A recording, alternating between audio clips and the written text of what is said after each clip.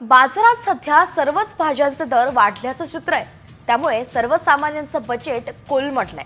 राज्यात सर्वत्र थंडीची लाट पसरली आहे आणि हे वातावरण भाज्यांच्या वाढीसाठी पूरक नसल्यामुळे भाजी काढणीला विलंब होतोय. त्यामुळेच बाजारात काही भाज्यांची आवक घटल्यानं आता दरात वाढ झाली आहे. तर दुसरीकडे ग्राहकांनी मात्र वाढत्या दरवाढीवरून सरकारवरती ताशेरेही ओढलेत.